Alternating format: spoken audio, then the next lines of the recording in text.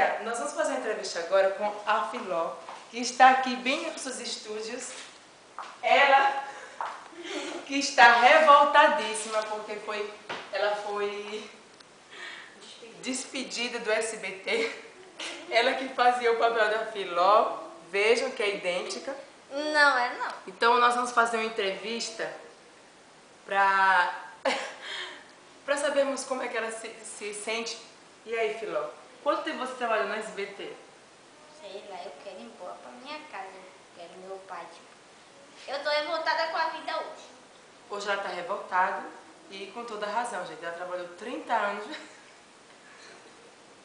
Ela tia! trabalhou 30 anos no SBT e hoje se vê desiludida e desempregada. Não é, Filó? O que você tem a dizer do SBT agora?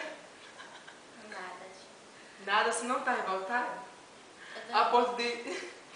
Tia, eu tô revoltada, não é com isso, tia. Eu tô revoltada porque eu tô cansada. Porque meu pai liga nossa ligação, não atende. Porque ninguém liga pra mim mais.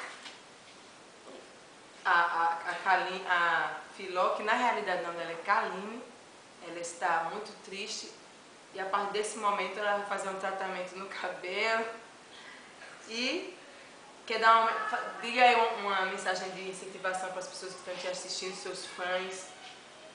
Que não siga meu exemplo. Que não tá ferrado.